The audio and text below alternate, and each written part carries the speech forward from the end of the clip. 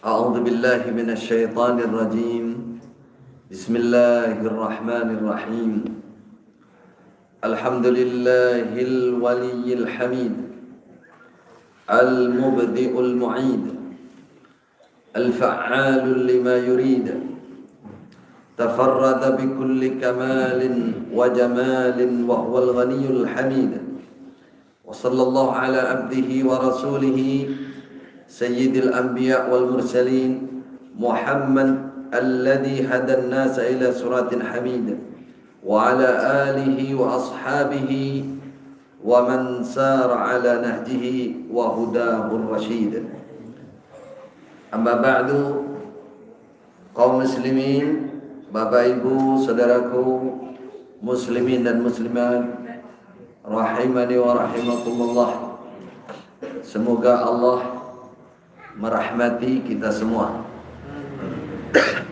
Pagi ini insyaallah pagi yang penuh berkah dan rahmat dari Allah Subhanahu wa taala, sebagai salah satu nikmat Allah yang penuh dengan berkah adalah kegiatan di pagi hari.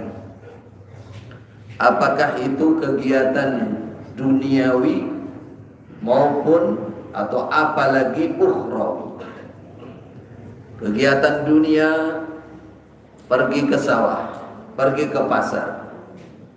Bahkan rame-rame kalau hari Minggu seperti ini bersepeda. Biasanya orang kota, orang kaya yang gak pernah sepedahan. Kalau kita yang di desa hari-hari sudah kemana-mana sepedahan. Berkah pagi jika urusan dunia ikhlas, dilakukan ikhlas, maka mendapat doanya Rasulullah sallallahu alaihi wasallam, Allahumma barik fi bukur ummati. Ya Allah, berkailah kegiatan pagi umatku. Hanya zaman dulu para sahabat kalau mau berangkat berdagang, saat ini mau ke pasar, wisu tenan, pagi bener, subuhnya nggak ketinggalan. Tapi nek wayah libur, subuhnya kari. Nah, ini bahaya ini. Jadi kita alhamdulillah sebagai umat Islam, kegiatan apapun yang kita lakukan dengan ikhlas, maka kalau itu dilakukan waktu pagi, Allah akan memberkahi karena doa Rasulullah sallallahu alaihi wasallam. Apalagi nopo malih kegiatan akhirat, kegiatan ibadah, sudah pasti berada dalam berkah, dalam rahmat Allah. Semoga Allah mengampuni, semoga Allah merahmati, memberikan hidayah, hinayah untuk kita semua pagi hari ini. Beberapa bulan yang lalu, setahun yang lalu, apa bulan yang lalu, kita sudah duduk bersama di tempat ini pula. Waktu itu saya tidak duduk, saya berdiri. Bapak ibu yang duduk, sekarang saya juga ikut duduk. Kebetulan belum fit ini, tapi alhamdulillah saya sangat bahagia bertemu bapak ibu. Semoga bapak ibu juga demikian, karena pertemuan kita ini insyaallah berbagi kebaikan, berbagi sesuatu yang bermanfaat untuk dunia dan akhirat kita insyaallah. Maka atas semangatnya, kehadirannya juga kita ucapkan syukran katsira, syukran jazila, jazakumullahu khaira. Semoga pertemuan kita ini menambah kebaikan-kebaikan, pahala-pahala dari Allah, dan menambah kesemangatan kita dalam kita ngugemi menetapi agama Islam, menetapi iman, menetapi akidah yang benar, yaitu akidahnya Ahlussunnah wal Jamaah. Amin ya rabbal alamin. Bapak ibu saudaraku kaum muslimin rahimani wa rahimakumullah, bicara tentang kenal, sering kita sebut dengan tak kenal maka tak sayang. Kalau tidak kenal maka tidak sayang. Rasulullah sallallahu alaihi wasallam menceritakan bahwa di akhir zaman akan ada orang memperbudak ibunya sendiri. Memperbudak ibunya sendiri bagaimana maksudnya? Saking rusaknya zaman, ya, seorang budak setelah punya anak dengan majikannya, budaknya dijual, budak perempuan ini. Seharusnya dia merdeka, namanya ummul walad. Dalam aturan Islam, budak perempuan, nanti ngertos budak buatan pun mireng. Budak itu seharusnya kalau sudah punya anak bersama juragan, dia disebut ummul walad, merdeka karena melahirkan anaknya. Tapi ibunya ini dijual, pindah sana sampai juragan ini mati. Juragannya mati, anaknya sudah besar. Lama-lama anaknya juga datang ke pasar membeli budak, nggak ngerti bahwa itu ibunya. Itu akhir zaman. Atau saking buruknya akhlak manusia, adab manusia, Rasulullah memberikan gambaran di akhir zaman meramut anak itu masih lebih mudah meramut anak jaran. Anak jaran apa? Belum. Masih lebih mudah bahkan sebagian riwayat daripada ngeramut anjing. Saking susahnya akhir zaman, sehingga berani ibunya diperbudak. Nah, ini sudah, kalau yang tadi, yang pertama karena tidak kenal maka tak sayang memperbudak ibunya. Kalau yang kedua ini hatinya sudah buta, dia tidak punya ma'rifah, tidak punya pengetahuan, tidak punya keimanan. Tak kenal maka tak sayang.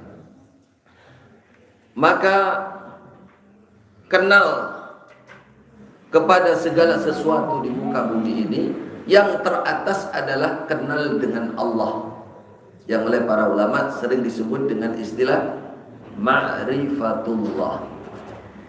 Kita kenal dengan tetangga, kita kenal dengan tokoh-tokoh, bahkan ya anak-anak muda ini banyak kenal dengan pemain bola, padahal nggak pernah ketemu dan bukan dari negara kita.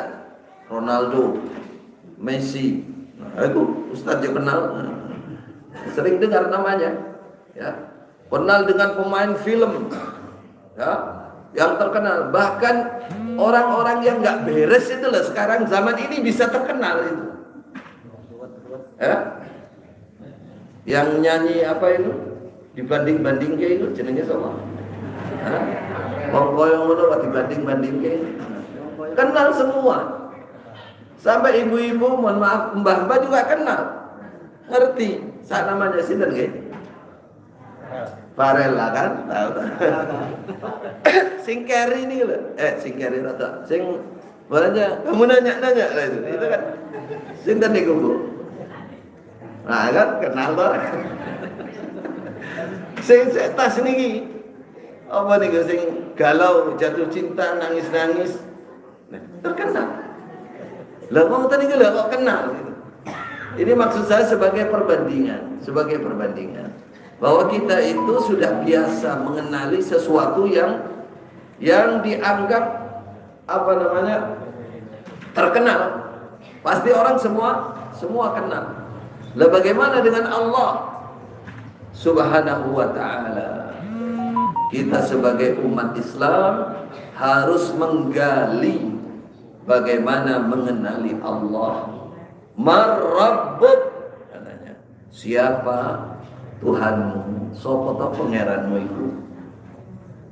Kadang orang langsung dia menjawab Allah. Apakah ma'rifatullah, kenal dengan Allah, cukup dengan jawaban Allah? Tidak cukup. Tidak cukup Bapak Ibu, karena tak kenal maka tak sayang. Tak kenal maka tak sayang itu maksudnya harus ngerti sak jero-jerone tenan. Masa jenengan kenal peduk pisan di pasar terus langsung sayang, kan enggak mungkin. Mesti berdialog dulu, datang ke rumahnya, ngerti suaranya api, kalem, oleh ngomong, enten niku lo nggak ada konten guruan dong. Tapi yang disenangi perempuan itu ya hitam ya, mohon maaf ya, ya welek tenan ini, ya orang ya. Tapi laki-laki ini cintanya masya Allah. Setelah ditanya apa? Saya mengerti dia akhlaknya baik, kepribadiannya baik, nggak pernah ada kata-kata yang kasar yang keluar dari lisannya, halus, lembut. Kan kenal, bukan hanya segar rupa, ini namanya kenal. Sehingga dia tertarik karena kebaikannya. Begitulah mengenali Allah. Tidak cukup kita bilang Allah Gusti Allah. Ma'rifatullah itu harus dalam, harus ditingkatkan. Apa yang perlu kita kenali tentang Allah Subhanahu wa ta'ala. Orang tidak pernah ngerti harimau. Apa harimau? Macan. Boten nanti ngertos macan. Rupane ya ora tau roh, ceritane ya ora tau krungu apa iku macan. Giginya taring yang keras, cengkraman yang kuat. Kalau ketemu manusia lapar mesti dipangan. Gak ngerti sama sekali. Kira-kira kalau pas kelerasan pedok macan medino mboten. Takut apa enggak kira-kira? Tidak takut. Nyedot barang enggak ngerti enggak ngerti. Kucing. Dikira kucing kok gede ya. Malah cedake timplok. Karena enggak kenal. Coba kalau dia kenal, pernah mendengar, pernah membahas, delok gambare, ya. Lihat orang dimakan macan harimau, ya. Kuatuan rokok atau macan melawai ini, lari pasti takut. Bagaimana orang bisa takut kepada Allah kalau dia tidak mengenal Allah? Inna azabi lasyadid. Ya ibadi, nabbi ibadi annal ghafur rahim wa anna adabi huwa adabun alim. Ceritakan Muhammad, kenalkan Muhammad kepada hamba-hamba saya. Anni anal ghafurur rahim. Aku yang maha pengampun, maha penyayang. Aku welas, aku sayang kepada hamba. Kata Rasulullah, lallahu arhamu bi'ibadihi min hadihul liwaladiha. Allah lebih sayang kepada hambanya daripada ibu kepada anaknya. Rasulullah dan para sahabat melihat tawanan perang Taif waktu itu. Setelah dikumpulkan, namanya tawanan perang Taif, perang Hawazin itu, orang-orang kafir untuk meningkatkan keberaniannya, perang itu bawa anak istrinya, taruh di belakangnya. Terus membawa hartanya. Zaman itu nggih unta, wedhus, digowo kabeh. Supaya perasaan mereka untuk membela keluarga, sehingga kalau lihat anak istri semangat maju. Katanya pembesar Taif, jangan kamu bawa, nanti kalau kamu kalah bojomu dipek kabeh. Jadi tawanan perang itu. Betul. Mereka baru serangan keberapa, oleh Nabi dilempar tanah, pasir, syahatil wujuh, kena pasir semua matanya, lari mereka, tinggalkan anak istrinya ketakutan. Itu jadi rampasan perang. Jadi ghanimah. Kalau ghanimahnya orang-orang beriman, orang Islam itu dimuliakan. Jadi asir namanya, tawanan perang. Dimuliakan, mereka dimuliakan, dihargai. Tapi kalau jadi jarahan orang-orang kafir, disiksa, dibunuh, disengsarakan. Kalau dalam Islam tidak boleh. Dalam Islam tawanan pun harus dihargai, dikasih makan, kasih tempat, kasih pakaian. Ya, itu pesan khusus Rasulullah. Bahkan ketika beliau menjelang kematian, beliau pesannya, wasiat terakhir, ya ibadallah, as-salah, wattaqullah fi abidikum. Urusan dengan Allah, salat dijaga. urusan dengan manusia, perhatikan budak-budak kamu ini. Ketika Rasulullah melihat tawanan perang dan para sahabat, ada seorang ibu seorang ibu yang dia kehilangan anaknya, kehilangan bayinya. Dia lihat lari, dia putar, dia cari anaknya. Setiap ketemu anak kecil nangis, dia dekap anak kecil itu, dia susui sampai diam. Dia cari lagi anaknya, masih ketemu anaknya orang lain nangis, didekap, disusui. Sampai akhirnya dia mendapati anaknya sendiri. Dia menangis, dia peluk, karena dari ribuan orang itu, ya, anaknya lama nggak ketemu. Lalu Rasulullah bertanya kepada para sahabat yang memperhatikan geraknya wanita ini, bagaimana menurut kalian? Kaifa ra'aitum? Hal yumkinuha an tatruha waladaha finnar? Atau kama qala Rasulullah sallallahu alaihi wasallam, apakah mungkin seorang ibu ini membuang anaknya ke dalam api? Apakah mungkin seorang ibu yang perjuangan seperti ini, setelah dapat anaknya, dia tega membuang anaknya ke dalam api? Kata sahabat, tidak mungkin wahai Rasulullah. Nah, itulah sayangnya ibu kepada anak. Tidak mungkin. Tidak mungkin wahai Rasulullah. Apa kata Rasulullah? Lallah ahabbu wa arhamu li'ibadihi min hadhil li waladiha. Sungguh pasti Allah lebih sayang kepada hamba-hambanya daripada ibu ini kepada anaknya. Allahu Akbar. Sungguh rugi orang yang tidak kenal dengan Allah. Sungguh rugi orang yang tidak ma'rifatullah, tidak mengenali Allah. Wa anna azabi huwal azabul alim. Kata Allah, siksa saya sangat pedih. Siksa saya sangat berat. Siksa saya sangat berat. Tidak bisa disamakan dengan siksanya manusia. Wallahu azizun dzuntiqam. Ketika seseorang menentang Allah, maksiat kepada Allah, bahkan sekecil apapun, lalu Allah murka, Allah tidak mengampuni, maka siksa Allah sangat berat. Iblis, saudaraku kaum muslimin, iblis itu sudah dinisbatkan menjadi golongan malaikat dan sudah ibadah 2000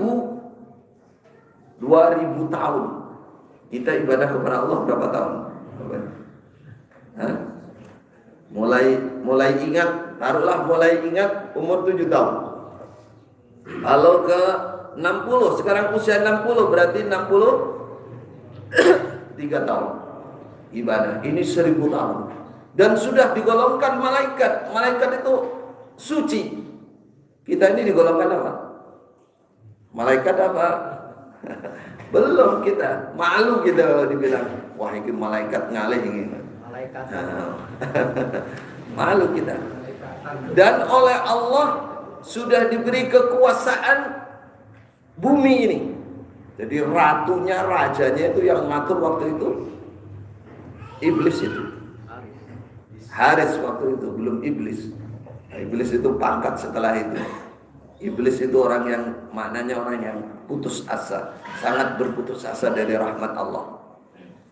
Hanya disuruh sujud kepada Nabi Adam, disuruh sujud saja. Sujud itu lebih rawani. Nah, Allahu Akbar. Jenengan nek sujud pinten menit? Sujud kepada Allah. Enten sing sujud 10 menit. Enten subuh wow nggih. Ora tangi maneh sampai imam salam. Keturunan. Ada sujud itu lah, enggak sampai berapa menit. Sujud penghormatan mau. Iblis suruh sujud kepada Nabi Adam bersama malaikat hanya untuk sujud penghormatan. Tidak menerima, dia tidak diampuni oleh Allah. Karena apa? Aba wastakbara wa kana minal kafirin. Aba wastakbar, aba menolak. Tenang. Orang-orang tadi, ana khairun minhu, khalaqtani min nar wa khalaqtahu min tin. Aku lebih baik daripada Adam. Aku diciptakan dari api. Adam malah Adam dari tanah. Masa api yang kuat ini suruh sujud ke Muhammad tanah? Marah dia. Aba wastakbar, sombong. Wa kana minal kafirin. Minal kafirin, dia menentang firman Allah terang-terangan. Bukan karena dia tidak mampu, tapi dia jelas menentang, membantah. Namanya kufrun inad. Kecil pelanggarannya, kecil itu pelanggarannya, sebentar saja, sekali saja. Bagaimana balasan Allah? Iblis dilaknati, minar rajim, dibuang dari surga, dilaknati hidupnya, besok kekal neraka, menjadi orang pertama, orang yang paling berat siksanya, dan khalidina fiha. Masya Allah, siksa Allah sangat berat, siksa Allah sangat berat. Ketika kita menghamba, beribadah kepada Allah, sayangnya Allah luar biasa. Tidak ada yang membandingi Arhamur Rahimin. Ketika kita kufur kepada Allah, maka siksa Allah sangat berat. Maka bersyukurlah kita kepada Allah Subhanahu wa taala sebagai umat Islam, umat yang ditunjukkan oleh Allah ke jalan surga. Kita sebagai orang iman, kita telah paham apa itu iman. Alhamdulillah, tingkatkan iman kita. Karena iman itu syaratnya orang masuk surga. Walladzi nafsi biyadihi la yadkhulul jannah illa nafsun mu'minah. Kata Rasulullah, tidak akan bisa masuk surga kecuali diri yang telah beriman. Maka Bapak Ibu, masalah mengenali Allah, ma'rifatullah sudah dibahas banyak oleh para ulama. Bahkan kitabnya bisa ratusan, mungkin ribuan. Karena ini hal penting tadi. Bagaimana orang mengenali segalanya, umat Islam mengenali segalanya, tidak kenal dengan Allah. Nah, ini kerugian besar. Maka para ulama membahas secara khusus, ya. Di samping kaitannya tadi dengan masalah takwa, dengan masalah mahabbah, juga masalah besok di akhirat. Pertama kali kita masuk di alam akhirat di mana? Bapak Ibu, alam akhirat pertama kali yang akan kita masuki apa itu? Kubur. Pertanyaan pertama di dalam kuburan apa itu? Man Rabbuka? Siapakah Rabb kamu? Pangeranmu sopo? Tuhanmu siapa? Siapa yang kamu sembah? Pertanyaan pertama. Nek boten kenal, piye lan jawab? Sing boten kenal sinten? Orang kafir, orang munafik. Bagaimana jawabannya? Walaupun dulu sudah pernah mendengar Allah, tapi dia tidak pernah ibadah kepada Allah, atau dia beribadah menduakan Allah. Nah, ini besok dibikin a'ma, dibikin buta, dibikin lupa sejak di alam kubur. Setelah ditanya jawabannya bagaimana? Sami'tun nasa yaqulun. Saya mendengar orang-orang mengatakan, katanya si Allah itu. Karena katanya malaikat ngambil pemukul besar, bukan disebut mitrab. Mitrab itu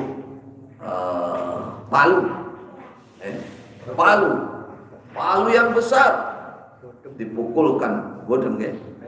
Kepalanya pecah. Apa kata malaikat? Ma daraita wa ma talaita.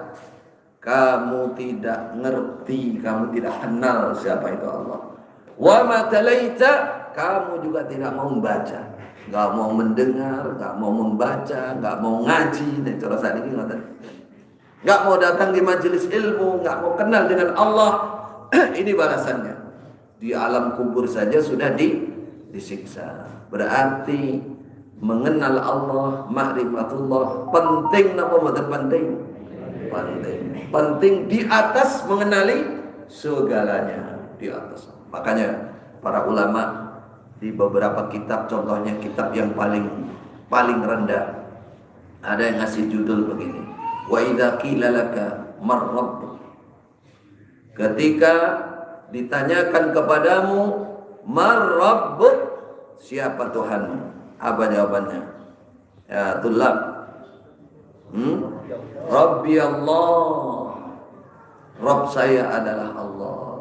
Allah yang menciptakan segalanya. Allah yang menciptakan aku, menciptakan itu. Cara Jawa apa? Ndak aku. Menciptakannya Allah itu dari asalnya tidak ada menjadi ada. Jadi ulama membahas ini. Tidak hanya ini, nanti berkembang kepada sifat-sifat Allah, dirinci satu persatu sampai ada sifat 20. Yang paling penting sebenarnya sifat Allah nggak bisa dibatasi. Sifat Allah itu sebagaimana zatnya. Zatnya Allah itu gaib, maka sifatnya juga tidak bisa dibatasi. Kecuali yang kita ketahui, yang sudah diterangkan oleh Allah. Tapi yang paling penting, para ulama itu adalah orang-orang pertama yang banyak mengenal tentang Allah. Makanya takutnya kepada Allah itu luar biasa. Takutnya kepada siksa Allah luar biasa. Makanya dalam Al-Quran disebutkan innama yakhshallah bin ibadihi al-ulama. Yang paling khosyah itu rasa takut yang luar biasa di dalam hati, yang didasari karena pengetahuan, karena kenal. Ya sama dengan orang tadi. Orang mendengar nek macan iku mangan, nerekam. Hanya mendengar tok. Ya. Dia ya takut sama macan. Tapi nilai takutnya itu belum seberapa. Beda dengan orang yang melihat betul macan. Pas nerekam apa di depannya, lihat betul. Maka rasa takutnya lebih kepada macan itu. Begitulah para ulama. Dia lebih mengenal Allah, maka rasa takutnya kepada Allah lebih tinggi daripada umumnya manusia. Khalifah Abu Bakar. Beliau pernah suatu saat mengatakan, kata beliau, di sini dijelaskan, tuba, untung sekali laka ya tayr, untung sekali kamu wahai burung. Ada burung terbang. Untung sekali kamu wahai burung, kamu terbang kemana-mana, kemudian kamu makan buah kurma, kemudian kamu terbang lagi. Laisa alaika hisabun, katanya, tidak ada hisaban lagi bagi kamu. Mati ya sudah. Wala adabun, tidak ada siksa. Ya laitani kuntu mithlak. Masya Allah, Khalifah Abu Bakar, saudara, mengatakan, wahai burung, aku ingin seperti kamu. Kalau orang sekarang kan ada begitu, wahai burung, aku ingin seperti kamu. Tapi orang lagi jatuh cinta, jika aku punya sayap, aku akan terbang kepada orang yang aku cintai. Isu-isu menunggu, burung mangan padahal.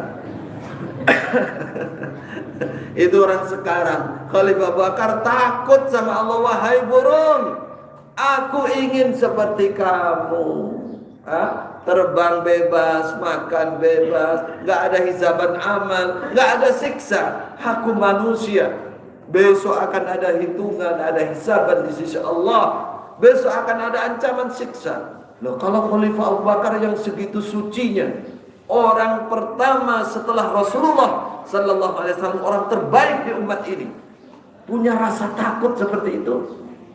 Apa pertanyaannya? Kok bisa ya? Kok iso ya?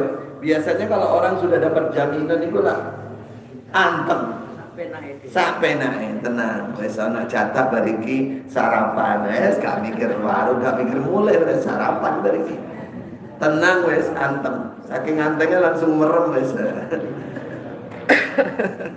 Itu contoh kecil. Khalifah Abu Bakar dijamin surga.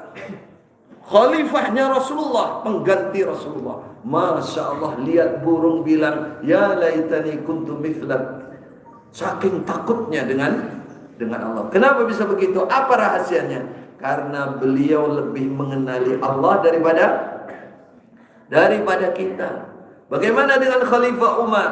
Khalifah Umar mengatakan, beliau mengatakan ya laitani kuntu kabasya ahli. Wahai harapanku, sungguh aku berharap menjadi kambing keluargaku. Aku tadi wedhus iku lho. Pengin aku tadi wedhus. Lah bagaimana? Zamanuni. Mereka meramut kambing sampai gemuk. Setelah itu ada tamu datang. Katanya, maka diambillah aku yang paling gemuk. Aku disembelih, aku dimakan, lalu aku jadi kotoran mereka dan dibuang. Tidak ada hisaban, tidak ada adab. Khalifah Umar, Allahu Akbar. Ini perbandingan bagi kita, di mana kita dibandingkan mereka.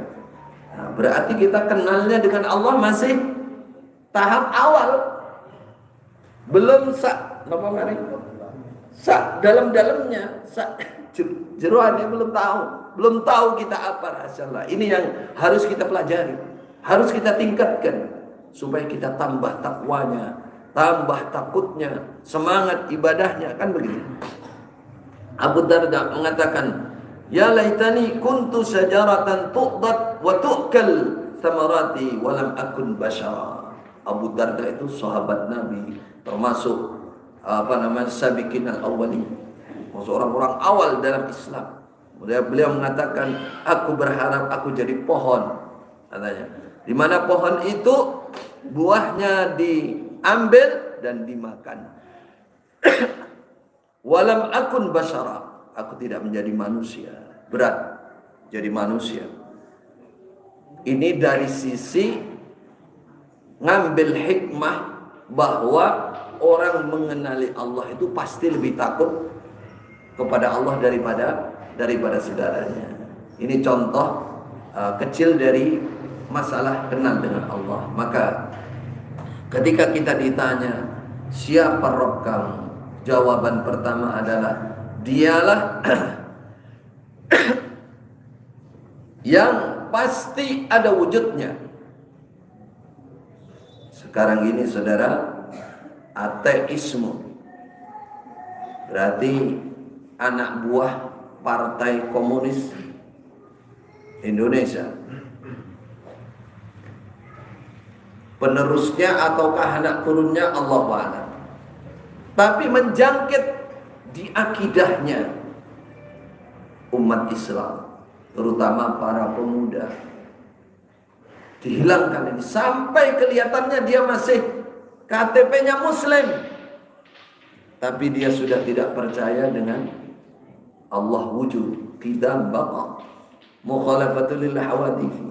Tidak percaya dia, karena nggak kenal. Ketika dia dibilang mana Allah, mana buktinya, bingung. Nggak pernah diajarkan akidah, nggak pernah ikut pengajian, nggak pernah membaca, nggak pernah mendengar, langsung goyang akidahnya. Akidahnya goyang.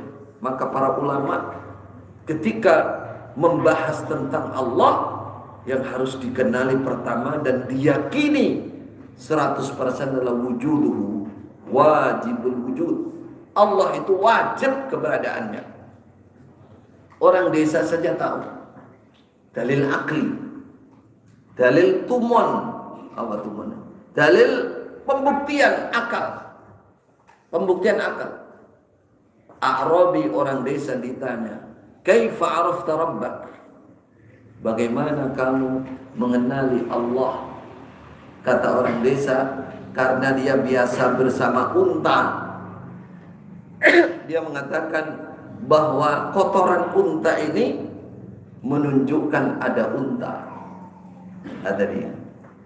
Memang hari-harinya dia bersama unta, mengasih gambaran yang ada di benak dia. Walillahi al-mathalul a'la. Ini hanya sebagai gambaran. Akalnya orang desa mengatakan, pasti ketika kamu berjumpa, teletong, pasti ada untanya. Teletong pasti ada sapinya. Mana mungkin ada teletong tidak ada sapi. Kalau kamu jalan di jalanan yang masih pasir atau tanah biasa, ada bekas langkah manusia, ini menunjukkan bahwa barusan ada orang lewat. Gak mungkin ada bekas, tidak ada orang lewat. Yakin orang sing lewat ngene iki. Pasti ada. Walaupun itu jin yang bikin, supaya orang takut. Jin kan pinter bikin macam-macam. Gak ada orang lewat, dia bikin bekasnya telapak kaki besar bercabang, sehingga orang datang ke situ takut. Ya, karena itu dekat pohon besar, kata jinnya, awas, ini penunggunya besar, telan nih, bekasnya kaki dah, besar sekali. Ya seperti itu jin. Tapi yang jelas tidak mungkin ada bekas jika tidak ada orang yang lewat di situ atau membuat di situ. Ini contoh. Nah, ini jangan sampai kita kehilangan keyakinan bahwa Allah itu ada. Itu tadi dalil akli. Dalil naklinya sangat banyak dalam Al-Quran. Para ulama mengatakan kalau kamu ingin membuktikan Allah, lihatlah ayatnya dan makhluknya. Dua. Ayat itu maksudnya tanda keagungan Allah. Tidak mungkin ada yang bisa melakukan kecuali Allah. Apa ayatnya Allah? Ya ikhwan, Al-lailu wan nahar. Ayat Allah itu wa min ayati al-lail wan nahar, terjadinya malam dan siang. Masa berganti gitu saja? Dia bengi petang, saiki padang. Masa jalan gitu aja? Perubahan sesuatu itu menunjukkan ada yang merubah. Ini ayat Allah. Di mana ayat Allah? Keagungan Allah, tidak ada yang mencapai itu. Kita punya PLN, kita punya macam-macam pembangkit tenaga listrik. Adakah yang bisa menerangi dunia seperti matahari? Sampai sekarang ini ya, kita di dalam aja udah terang nih, karena ada matahari. Ada nggak lampu di dalam terus menerangi di luar? Ada nggak sela-sela terus kena? Semuanya tidak ada. Padahal itu hanya satu. Siapa yang menerangi? Allah. Itu tandanya ada yang menerangi. Kenapa nggak kelihatan? Wujuhu yawma idzin nadhirah ila rabbiha nadhirah. Besok di akhirat baru kita bisa melihat Allah. Di dunia tidak bisa. Lan tarani. Nabi Musa pernah ingin melihat Allah. Ngaten nggih? Rabbi arini, ya Allah, perlihatkan kepadaku. Qala lan tarani walakin indur ilal jabal fa in istaqarra makanahu fasawfa tarani. Musa, di dunia ini kamu enggak akan bisa melihat saya, enggak mampu Musa. Ya, di akhirat saja bisa melihat tapi juga enggak total. La tudrikul absar wala yudrikul absar. La tudrikul absar. Tidak akan bisa dicapai total, tidak bisa. Tidak bisa. Jadi, saudaraku kaum muslimin rahimani rahimakumullah, berarti keagungan Allah itu sangat tinggi. Ialah yang menciptakan kita. Allah Rabbul Alamin yang menciptakan kita. Maka kenalilah Allah. Kenalilah Allah. Yakinilah Allah itu ada. Allah itu wujud. Allah itu ada. Buktinya adalah ayatnya, makhluknya yang besar. Ya. Apakah kita tidak melihat langit? Pernahkah kita melihat ada ono cagae? Enten boten sing nanti. Umpama ada paling mimpi itu, ngipi kira-kira. Lihat tidak ada bighairi amadin tarawnaha. Tidak ada.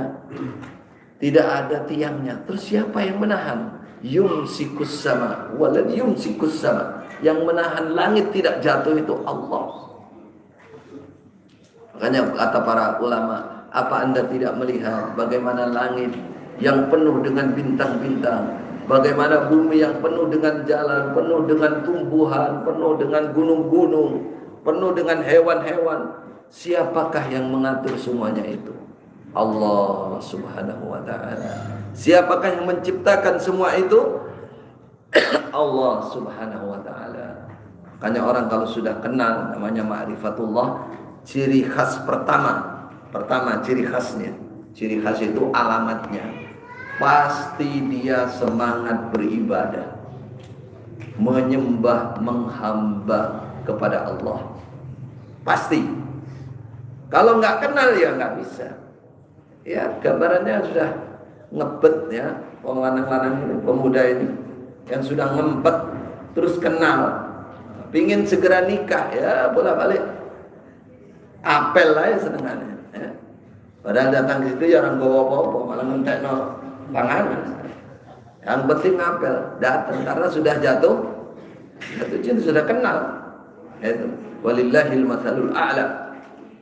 Seseorang yang mengenali Allah pasti dia semangat beribadah kepada Allah. Apalagi sudah dengar dalil wa ma khalaqtul jinna wal insa illa liya'budun. Aku tidak menciptakan jin dan manusia kecuali untuk menyembah kepadaku. Saudara, ada orang jadi pembantu, diangkat derajatnya oleh majikannya, dibawa dari desa, disangoni, didatangkan ke kota, disiapkan kamar khusus, makanan, minuman, gaji, semua disiapkan. Lalu dia tidak mengerjakan perintahnya dan tidak menunaikan tugasnya. Kira-kira seperti apa? Diulihno, muring-muring we, menungso apa dudu, apa tuh, jadi gini. Menungso apa tuh, punya perasaan apa tidak? Ditolong, dibantu, ternyata tidak mengerjakan apa yang menjadi tugasnya. Itu namanya manusia khianat, tidak tahu diri, tidak apa lagi, tidak tahu terima kasih, ya. Nah, itu seperti itu, layak untuk dibuang, kan begitu. Bagaimana dengan Allah Subhanahu wa ta'ala? Kita ini belum ada. Allah bukan hanya mendatangkan kita dari desa, asalnya kita tidak ada, nggak ada. Namanya Khaliq itu aujad minal adam, mewujudkan dari sesuatu yang tidak ada. Kita diadamkan, diwujudkan. Dan Allah menyebutkan, saya wujudkan kamu di muka bumi ini untuk apa? Untuk beribadah kepadaku. Maka kalau orang paham seperti ini, ingat, pasti ingat dia, wah saya ini jamnya jam 7 terus ini, setengah 7. Ini tidak beribadah kepada Allah atau malas beribadah, berarti dia tidak kenal siapa Allah. Allah itu yang menciptakan kamu dan menciptakan kamu untuk beribadah. Wa ma khalaqtul jinna wal insa illa liya'budun. Maka ketika kita subuh mau bangun, ingat Allah yang menciptakan saya. Allah ciptakan saya untuk beribadah. Semangat beribadah. Orang muhajir, orang ansor zaman Nabi, ya. Orang muhajir itu orang Mekah pindah ke Madinah. Orang ansor penduduk Madinah asli. Yang muhajir ini pedagang di pasar, yang ansor di sawah. Ketika ada panggilan sholat, mereka tinggalkan sawahnya, paculnya, semua ditinggalkan. Yang di pasar mereka tutup dagangannya. Ya kayak di Mekah sekarang. Dan jangan ke Mekah itu pasti begitu. Karena kalau nggak begitu kena denda, tangkap sama polisi, atau kena denda banyak. Seharusnya tidak usah kena denda bagi orang yang sadar. Memang seperti itu. La tulhihim tijaratun wala bai'un an dzikrillah wa iqamis shalah. Yang namanya orang iman, orang yang kenal dengan Allah, mengerti dirinya diciptakan oleh untuk beribadah, tidak akan pernah lalai karena dagangan, karena hal-hal lain yang menyibukkan di dunia untuk zikir kepada Allah, untuk iqamus shalah, menegakkan salat. Ya, bapak-bapak semangat datang ke masjid, ibu-ibu semangat bangun walaupun sholatnya di rumah, tidak harus ke masjid, apalagi bisa ke masjid. Alhamdulillah. Ya, untuk mengimbangi senang ke pasar, diimbangi senang ke masjid. Kuruk minggu. Nah, senangannya pasar, mau senangannya masjid, omongannya jare Pak Ustadz ora wajib kok. Nah, pilih yang kemurahan, tapi ke pasarnya terus, keluarnya terus, ini nggak imbang namanya. Wayaudan, ya, alasannya nggak ke masjid, padahal payung dekat, jangkang. Tapi kalau ada undangan, payungnya hilang, wah mau rendah payung kayak gitu. Orang ada payung wes golek kresek golek apa, seperti senekani, undangannya Gusti Allah karo undangannya manusia iki lho. Kok ono kacek lebih ceritanya. Jawabannya karena belum kenal sesungguhnya dengan Allah. Wah, diciptakan untuk beribadah kepada Allah Subhanahu wa taala. Allah itu yang merajai, Al-Malik, yang menjadi raja, penguasa. Kalau Allah sudah kenal, kalau kita sudah kenal Allah itu penguasa, pemilik segalanya. Yang pertama, tidak akan pernah takut dengan siapapun. Karena semua yamliku kulla syai'. Malikal muluk. Kekuasaan yang sesungguhnya ada di tangan Allah. Manusia punya kekuasaan setinggi apapun, dia tidak akan bisa berbuat apa-apa tanpa kehendak Allah Subhanahu wa ta'ala. Maka akan melahirkan sifat keberanian. Ini contohnya. Kenal Al-Malik. Makna Rabb itu Al-Khaliq, Al-Malik. Al-Khaliq tadi sudah. Al-Malik yang merajai. Apa yang terjadi ketika seseorang itu mengenali Allah, bahwa Allah yang menguasai segalanya. Tidak akan ada mudarat, tidak akan ada bahaya apapun tanpa Allah menghendaki. Tidak ada. Berani, tidak ada takut. La nakhsha illallah, wa lam yakhsha illallah. Contohnya siapa? Nabi Ibrahim. Nabi Ibrahim itu apa? Masih jelas sana. Nabi Ibrahim itu sudah ditangkap oleh raja kafir, Raja Namrud, pasukannya. Sudah diikat dari ujung kaki sampai ujung tangan ini. Orang sobah belas. Ya. Sudah ditangkap, tenang, anteng. Mereka bilang, dan Ibrahim. Orang-orang tidak belas sekarang. Siapapun, diam aja, diikat yes. Dudukan disiapkan bandul, karena api yang dibakar, yang untuk membakar itu sangat tinggi apinya. Jadi nggak bisa dilempar biasa pakai bandulan. Bandulan zaman dulu manjanik namanya. Ketika beliau sudah dibandul, tidak ada rasa takut. Apa yang terjadi saat itu ketika beliau dilemparkan? Cerita, sebagian cerita ya. Datanglah malaikat. Malaikat mengatakan, wahai Ibrahim, maukah saya tolong kamu? Ada malaikat yang ngurusi angin, ada malaikat ngurus ini, datang. Saya tiup aja selesai, Ibrahim, api itu mati. Dan bahkan Nabi Ibrahim, ini darimu sendiri wahai malaikat, apa dari Allah? Apa dari Allah? Apa kata malaikat? Minni, aku sendiri yang kasihan kamu, ingin nolong kamu. La ahtaj ilaik, ghair muhtajin ilaika. Saya enggak butuh Anda, katanya. Malaikat enggak butuh Nabi Ibrahim. Kalau kita butuh banget ya bantuannya. Kalau perlu nek iso diselui malaikat tolong aku. Nek iso. Nabi Ibrahim enggak butuh. Padahal sudah di depan mata dan mati sudah. Kalau sampai ke api mati. Yang diharapkan apa? Pertolongan Allah. Nabi Ibrahim mengenali Allah, yakin Allah yang menguasai segalanya. Amma minallah. Adapun dari Allah saya terima. Kalau dari kamu nggak mau saya. Sayanya dari Allah. Ini namanya mengenali Allah dengan sedalam-dalamnya. Makanya Ibrahim dikatakan Khalilullah, kekasih dekatnya Allah, karena kedekatannya dan ma'rifatnya itu luar biasa. Tidak ada yang takuti. Api pun nggak takut Nabi Ibrahim, karena api itu ciptaan Allah. Dan betul ketika mencapai di api, ya narukuni bardan wasalaman ala Ibrahim. Hai api, jadilah kamu dingin dan selamat. Nek dingin tok belum tentu selamat. Akeh wong kadun terus mati. Kademen sampai kadun. Ya, mati malah. Salaman, selamat. Apa yang terjadi? Nabi Ibrahim duduk di dalam api zikir, sholat pada Allah. Api mati, jalan, beliau tinggalkan negaranya.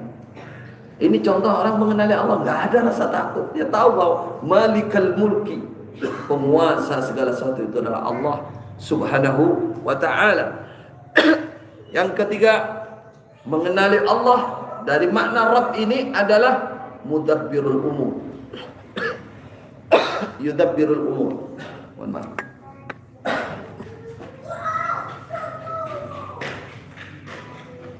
Allah yang mengatur segala perkara, segala urusan manusia, segala urusan makhluk. Kullu ma siwallah fahuwal alam. Wal alam wal makhluk. Segala sesuatu selain Allah itu pasti makhluk. Ada khalik, ada makhluk. Khalik adalah Allah, makhluk adalah semua yang ada alam ini. Ya.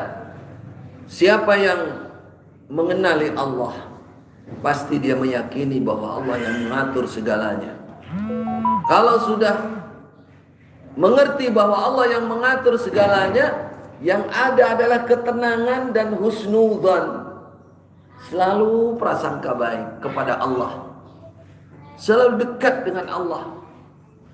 Salah satu syekh kami cerita, dulu ada cerita seorang bapak dan anak pergi ingin mencapai suatu kawasan, suatu desa, membawa himar dan perbekalannya. Himar ini apa? Keledai. Keledai ini kuda kecil, kuda poni. Ya, dia bawa, dia muatannya karena berat jalan, himarnya pincang, sikile abuk, kabotan muatan itu. Katanya bapaknya, la'allallah alladhi yudabbirul umur fihi hikmah. Kata dia kepada anaknya, enggak usah susah nak. Mungkin ini kehendak Allah. Allah yang mengatur segalanya. Pasti ada hikmah di balik ini. Akhirnya apa? Barangnya dia angkut sendiri. Ya, dia angkat sendiri, panggul sendiri sama bapaknya. Jalan lagi, ganti kakinya bapak sikile dintuk ular, disengat ular, digigit ular. Digigit ular pincang, susah untuk berjalan. Kata dia, la'allallah, barangkali Allah fi hadha al-hikmah, di sini ada hikmah. Sudah kita sabar saja, ganti anaknya yang manggul. Jalan sampai lama menuju suatu desa. Setelah sampai di desa itu, ternyata desa itu sudah hancur. Hancur, manusianya mati semua, gempa. Dan rumah-rumah hancur semua, gempa, mati semua, tidak ada yang tersisa. Baru anaknya bisa menjawab yang tadinya, bagaimana bapak? Himar pincang dibilang ada hikmahnya. Sengat ular masih sabar, ada hikmahnya. Berjalan lama, manggul kau yang ini, ono hikmah. Nah, setelah melihat kenyataan itu baru dia berkata, alhamdulillah alladzi yudabbirul umur. Segala puji bagi Allah yang mengatur segala perkara. Nah, disinilah para ulama mengatakan segala sesuatu yang terjadi pada kita husnudzani. Karena apa? Karena kita paham yang mengatur segala perkara itu adalah Allah. Dan apa yang terjadi kepada kita itu adalah sayangnya Allah. Tidak mungkin Allah mengatur, meramut, mengatur kita kepada hal yang berbau kezaliman, ya, menganiaya kita, nggak mungkin. Maka kita harus yakin itu. Ada orang sakit, sakitnya sama, dokternya sama, obatnya yang diberikan juga sama. Satu sembuh, satu rodok agak sembuh, yang satu nggak sembuh. Siapa yang menyembuhkan berarti? Siapa yang ngatur itu semua? Allah. Berarti bukan Pak Dokter, bukan obat. Itu hanya sekedar perantara saja. Barangkali Allah menyembuhkan lewat Pak Dokter ini, lewat obat ini. Sama-sama berjualan di pasar. Yang dijual sama, harganya sama, posisi tempatnya sama. Orang lewat ngarepe ya padha rame ini. Sama. Tapi kalau sudah sore coba suruh ngitung hasil jualannya berapa.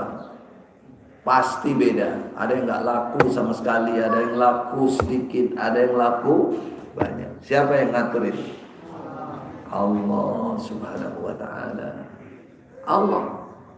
Jadi kalau sudah kita paham itu, berarti Allah yang mengatur segala perkara. Nggak ada rasa khawatir dengan apapun yang terjadi pada kita. Maka kenalilah Allah. Dari semangat ibadah, tawakal penuh, tidak ada yang ditakuti kecuali Allah.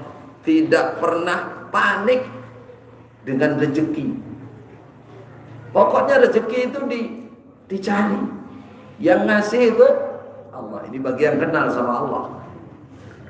Innallaha huwar razzaq dzul quwwatil matin. Allah yang membuat rezeki, Allah yang menurunkan rezeki, dan Allah yang membaginya. Tadi jualan di pasar tadi gambarannya sama jualannya, apalagi berbeda. Allah yang membagi rezeki. Ada dokter sama-sama lama sekolahnya sampai 23 tahun jadi dokter spesialis. Ya, yang satu biasa-biasa, yang satu agak kaya, yang satu konglomerat. Siapa yang mengatur rezekinya? Allah. Ada yang rame, ada yang nggak rame. Ada yang orang datang sekali diobati bukan langsung sembuh tapi langsung mati. Akhirnya orang kapok, orang balik lagi. Oh jadi kalau mati gue itu Allah semua, pembagian rezeki dari Allah. Orang yang paham ini tidak akan pernah dia akan mudah untuk menjadi orang zuhud. Allah mengatakan jadi manusia berpasrahlah kepada Allah, carilah rezeki sesuai dengan kemampuannya dan jangan menggantungkan diri kepada orang lain. Yatakaffafuna 'alan nas wa la takun kallan 'alan nas. Jangan suka minta-minta. Orang yang ngerti Allah Maha beri rezeki pasti dia bisa mudah melakukan. Ada seorang konglomerat kaya raya, saya pernah dengar dari salah satu syekh di sana di Mekah, di Riyadh sana. Dia itu membagi hartanya setiap tahun itu untuk fakir miskin, untuk janda-janda yang sudah tua, untuk anak yatim, untuk sekolah-sekolah, pondok-pondok. Dia setiap tahun terutama menjelang Ramadan atau ketika Ramadan terus begitu. Dan Allah memberikan, itu orang terkenal. Dia suatu saat dia datang kepada salah satu syekh kami di sana, bercerita sambil menangis. Dia melihat sesuatu yang ajaib, ya tentang seputar ma'rifatullah ini. Kata dia, ya Syekh, suatu saat saya berjalan dengan mobil saya yang biasa saya untuk membagi makanan, membagi sedekah.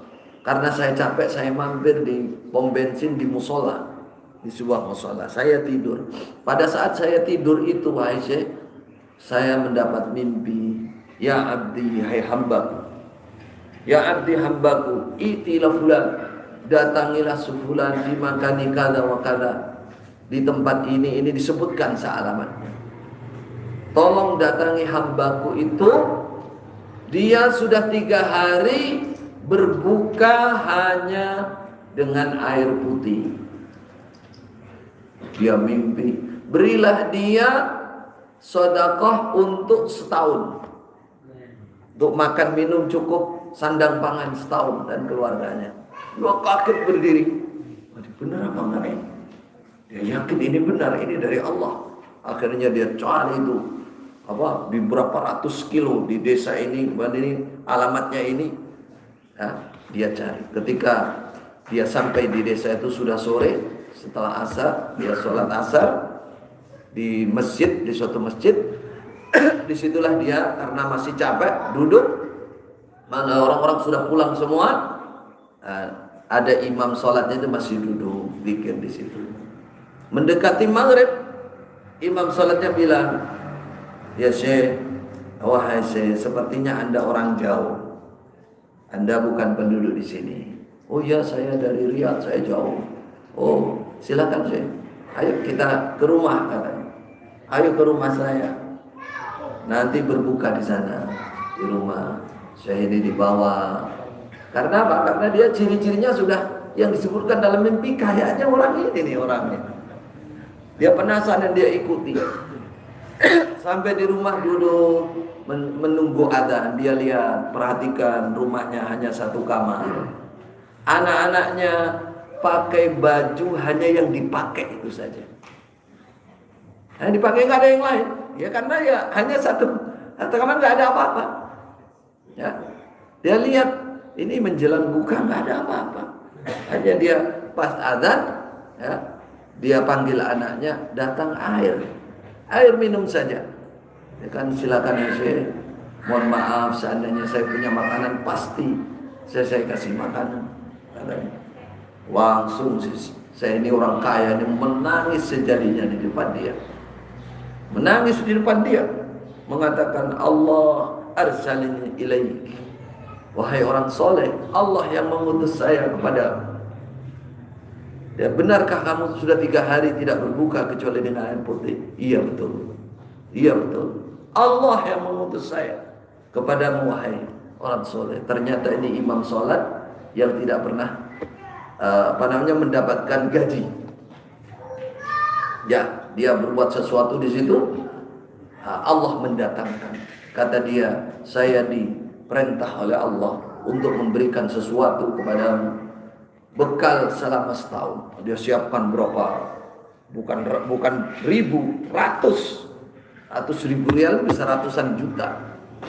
Apa yang dia katakan orang soleh ini? Wallahi ya Syekh, la tuftinni bimalik, katanya. Wahai Syekh, jangan kau rusak keikhlasan saya dengan hartamu. Subhanallah. Tidak mau, saudara. Katanya, coba kita bagaimana ini? Ini bedanya orang kenal Allah dan tidak kenal Allah, atau minim masih kenalnya dengan Allah. Zuhudnya luar biasa, saudara. Zuhudnya luar biasa. Yang kita katakan bahwa Allah yang maha membagi rezeki, tidak pernah takut dia. Bahkan dikasih banyak nolak. Ya, diceritakan dia hanya terima 1.000 rial saja. 1.000 ratusan ribu yang mau dikasihkan. Sampai saya jadi nangis, menyerahkan itu juga nangis. Kok ada kok yono zaman saiki wong koyo ngene. Ora iso dibanding-bandingke ngene wong ngene. Gak ono bandingane. Lah kan kena. Jadi saudaraku kaum muslimin rahimani wa rahimakumullah, sampai setingkat itu orang yang kenal dengan Allah, nggak pernah takut dia. Rezeki itu akan datang, apalagi dicari. Tapi juga tidak boleh orang bilang saya tak duduk saja di sini, nanti kalau waktunya dapat rezeki lah dapat. Itu nggak boleh, namanya nggak mengerjakan syariat. Tawakal itu tidak boleh menafikan syariat Allah. Allah memerintahkan untuk mencari. Rasulullah menggambarkan seperti burung, ya, seperti burung keluar, ya, taghdu himasan wa taruhu bitanan, kata Rasulullah. Burung yang nggak punya akal itu pagi keluar ke pohon-pohon, masih lapar, siang sore sudah kenyang, bahkan sudah bisa bawa makanan untuk anaknya, nggak pernah khawatir. Yang berikutnya saudara, orang yang kenal dengan Allah pasti dia menjadi orang yang selalu berdoa kepada Allah dan yakin doanya diterima oleh Allah. Karena dia perintah, ud'uni astajib lakum, berdoalah kalian kepadaku. Sadar dia, saya punya Rabb, punya Allah yang Maha Penyayang. Setiap saya memanggilnya pasti dia menjawab. Ya, ud'uni astajib lakum wa idza sa'alaka ibadi anni fa inni qarib. Siapa yang bertanya tentang aku dekat. Makanya ketika sahabat di perjalanan berteriak-teriak, zikir teriak-teriak, apa kata Rasulullah? Kalian tidak memanggil orang tuli, kalian tidak memanggil orang yang jauh. Allah dekat dan tidak tuli, mendengar, sami'un alim, Maha mendengar, tidak perlu teriak-teriak. Allah Maha mendengar. Orang yang kenal Allah pasti dia mengadunya, memintanya hanya kepada Allah. usaha sendiri. Tapi kalau minta kelancaran, minta apapun, dia hanya kepada Allah. Tidak datang di kuburan terus minta ke penghuni kubur. Tidak, walaupun itu orang soleh. Karena sunnah Nabi mintanya kepada Allah. Mintanya kepada Allah. Kalau lewat orang soleh silahkan. Lewat orang soleh kita yakini dia makbul. Doanya kita minta, doakan saya. Rasulullah pernah, Khalifah Umar ketika mau berangkat umrah, kata Rasulullah, la ya ukhayya la tansana bi du'ai. Rasulullah, wahai saudaraku yang muda, saudara mudaku, kalau kamu umrah doamu mustajab, jangan lupa doakan aku. Doakan aku. Masya Allah, Rasulullah titip doa. Sekarang banyaklah kita, kalau ada yang mau titip doa orang mau haji, wes 1 lembar 2 halaman. Saya pernah sekali bawa itu hampir 1 tas kecil. Tapi yang penuh itu doa. Saya bawa ke Masjidil Haram, mikir, ini tak waca situ sampai kapan, sampai mulai gak rampung aku waca ini. Ya tak bawa sajalah ya Allah, pokoknya yang ada di dalam tas ini, tulisan semua ini, titipan, kabulkan semuanya yang baik-baik ya Allah. Itu sapu jagat gitu. Dia mau coba situ ada yang pesan bacakan di multazam ya. Waduh, dihajar aswad ya. Perasaannya karek moro menodok. Padahal nggak bawa apa-apa, mau mencapai ajaran multazam itu sudah perjuangannya luar biasa ya. Saya pernah ada orang di multazam berjuang tuh hampir 1 jam. Di depan saya orang Indonesia. Oh, dia nempel sudah nempel karena udah capek, mungkin hampir 1 jam dia. Dia cuma bilang gini, ya Allah bapakku, ya Allah ibuku, ya Allah anakku, istriku, sebutin. Tak jableng, dia apa bapakmu mas? Ibumu dia apa? Lali aku orang jaluk aku, bingung aku. Yus pokoknya sing api-api ya, bapakmu toh ibumu toh ya Allah. Yus nela lintang mudun. Ayo ganti saya. Nah itu kalau udah panik, wangel pencapai multazam. Nah ngono dititipi doa kon macake ngene multazam kada pirang lembar. Ya sudah ditempel semuanya, kabulkan ya Allah. Tapi intinya berdoa itu saudara, kalau orang mengenal Allah, dia pasti kepada Allah, apa-apa kepada Allah ya, sekecil apapun. Mintanya kepada Allah sebelum minta kepada manusia. Ya Allah, ya Allah, ya Allah. Namanya Awwahul Halim. Itu kasih kita. Nabi Zakaria idh nada rabbahu nidaan khafiyya. Nabi Zakaria itu setelah beliau meramut Maryam ibu Nabi Isa di Baitul Maqdis, beliau melihat ibu Maryam mendapatkan rezeki padahal dia masih kecil, buah-buahan yang tidak musim pada saat itu, dan tidak mungkin Maryam mendapatkannya di dalam rumah.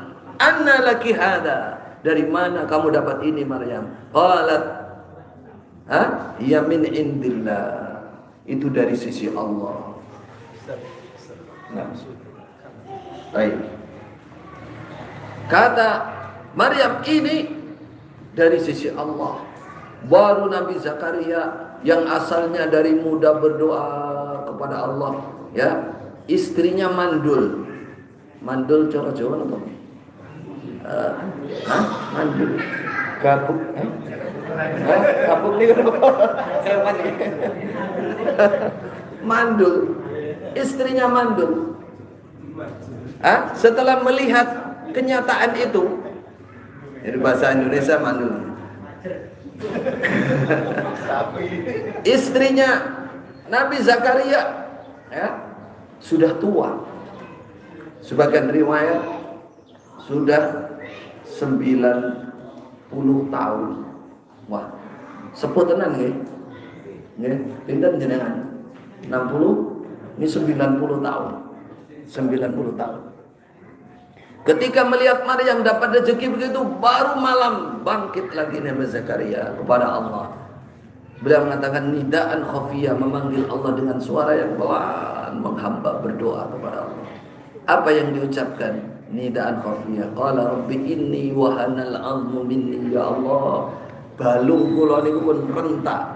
Sudah hampir keropos. Duduk aja sudah enggak bisa tegak. 120 tahun. Mandi wae. Inni wahanal 'azmu minni wasta'ala ar-ra'su syaiba. Dan kepala saya ini ya Allah sudah rata dengan uban. Walam akun bidu'aika rabbi syaqiyya. Ini yang kita ambil. Saya tidak akan pernah rugi dengan berdoa kepadamu dari muda. Dari muda terus berdoa. Ingin keturunan. Ingin anak. Nabi Zakaria. Sampai tuanya gak putus asa. Dia mengerti Allah pasti mengabulkan. Kapan waktunya Allahu a'lam. Semua ada hikmah di balik itu. Mungkin kalau dikasih anak banyak gak bisa ngeramut. Mungkin dikasih cepat nanti nggak mampu memberikan pendidikan yang baik dan seterusnya. Hikmahnya pasti ada. Inni wahanal wasta'ala ar-rasul wa lam akun bidu'aika rabbi syaqiyya. Rabbi habli min ladunka.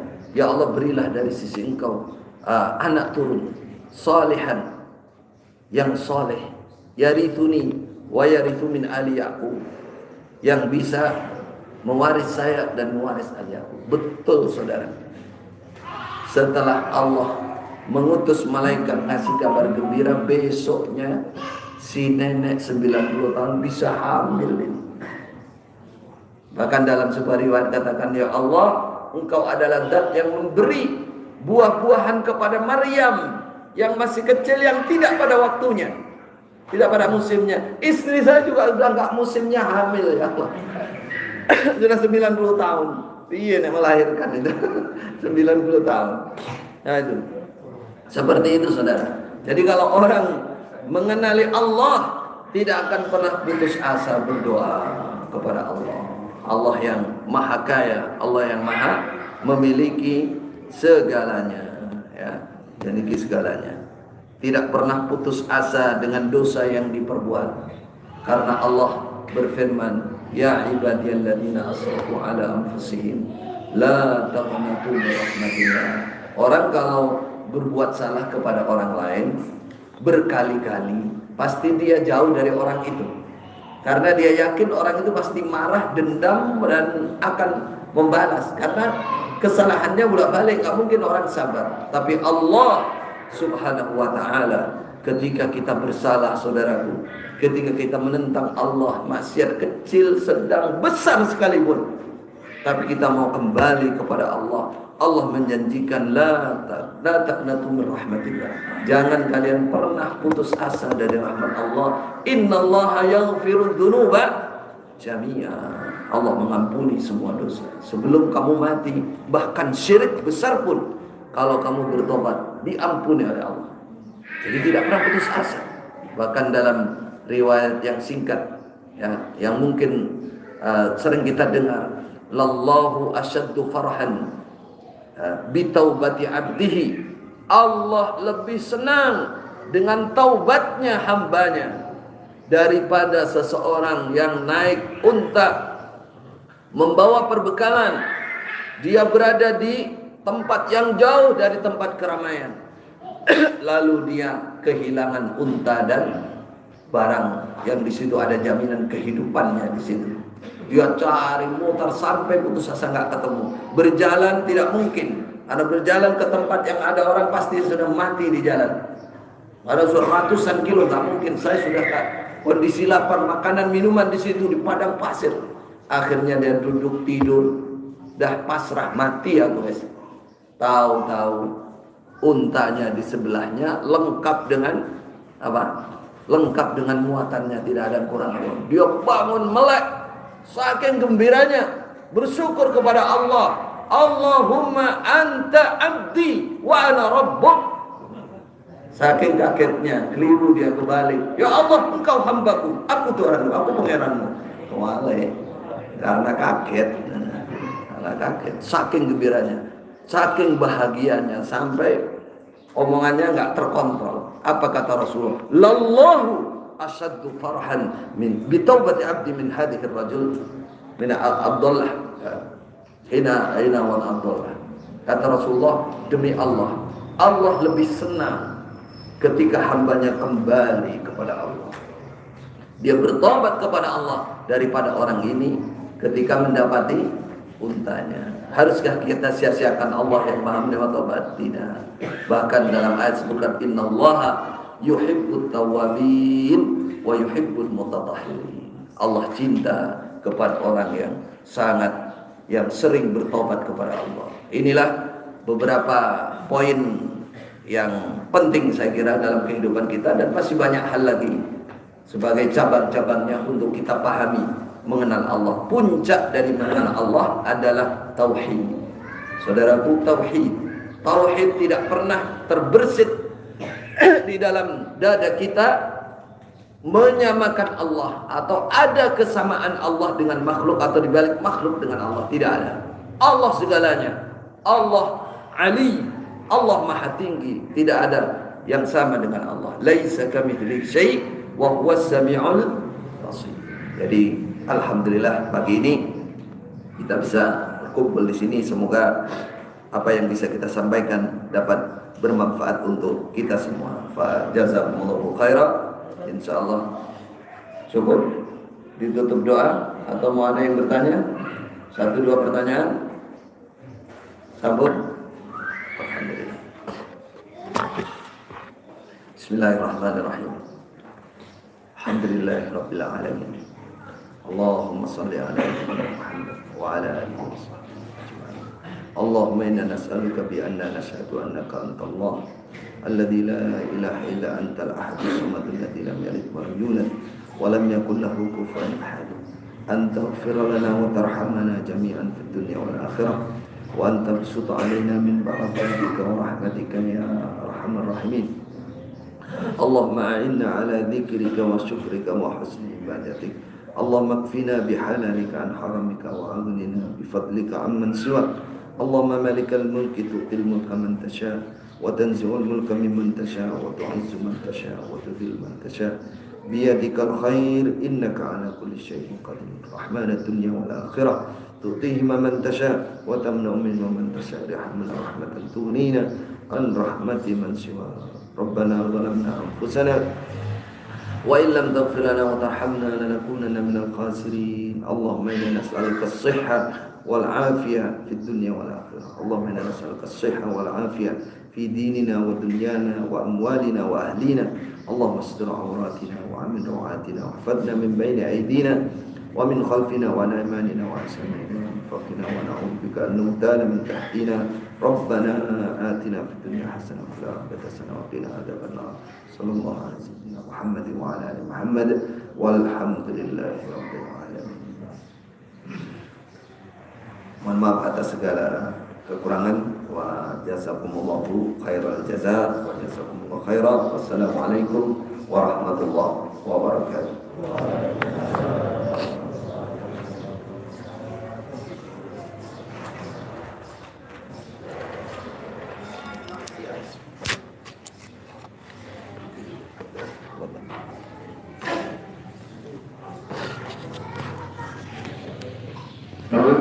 Assalamualaikum, syukran jazilan Ustaz Halal.